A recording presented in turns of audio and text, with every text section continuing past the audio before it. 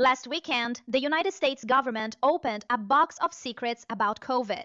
Papers that were locked away for years are suddenly out in the open.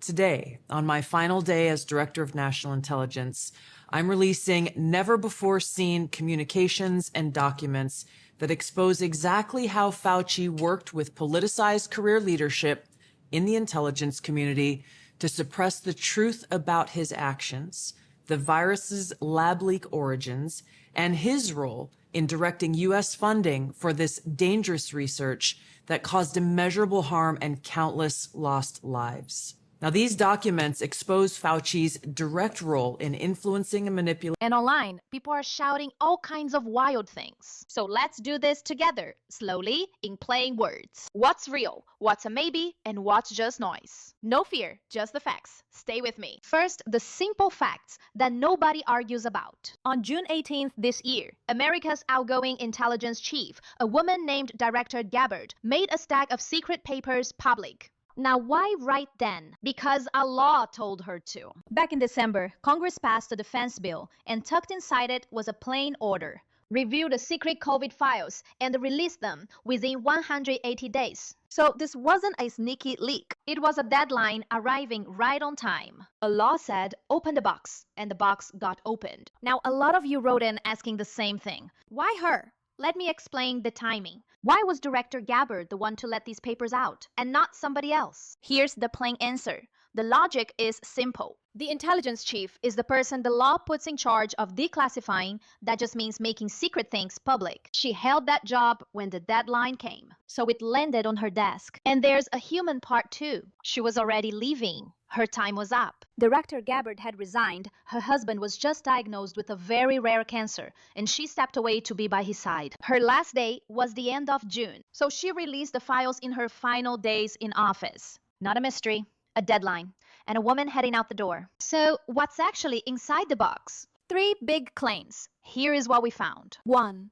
The papers say Dr. Fauci, America's top virus doctor for years, sent millions of dollars toward risky virus research at a lab in Wuhan, China. 2. They say he pushed the spy agencies to blame nature to keep that lab work quiet. 3. Some workers say they were punished for pointing at the lab. Now please hear this. This part is critical. These are claims, not yet facts. They are argued, not proven in any court. And Dr. Fauci denies them. He stands his ground. Even these papers call it an accident, not a plan to hurt anyone. A lot of you asked the toughest question of all. Why would America send money to a lab in China? And how did that happen without anyone catching it? Here's the honest answer, and it's less secret than it sounds. It wasn't a suitcase of cash. It was formal. It was a standard process. Dr. Fauci's agency gave money to an American charity called EcoHealth. And EcoHealth passed part of it, about $600,000 over 5 years,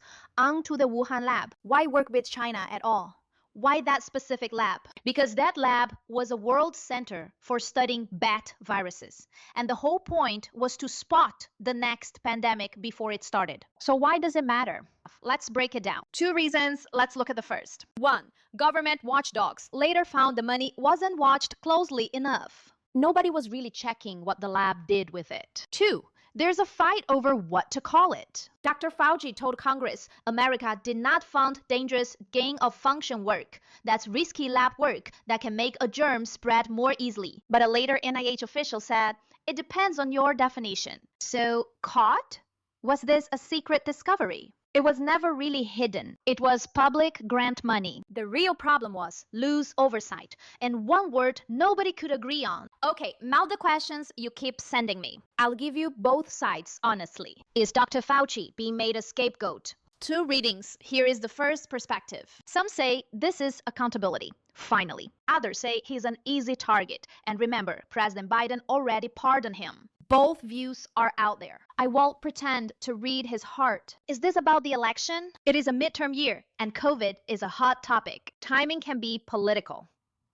we see this often. But timing is not proof. And what else is in those files? The same law also orders the release of intelligence on how China blocked the early investigation. That part is still coming. We are waiting on it. One thing was held back on purpose. The names of the researchers, they remain protected. Lawmakers chose not to release those. A deliberate choice. Now, the part I most want you to hear. There are huge claims flying around. Let's be honest about each one.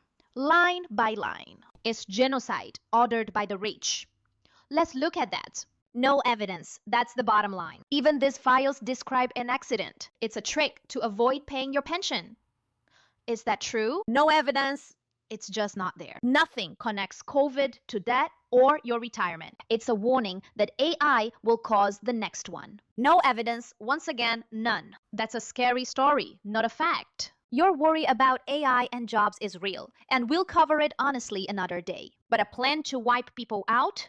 The record is clear. It is simply not in these papers. So here's where we land, the final summary. We know real files came out. We don't know for certain where COVID started, and the scariest claims have nothing behind them. I'm V. Thank you for listening. Education, not advice. That is our goal. We follow the verified record, wherever it leads. Take good care, and I'll see you next time.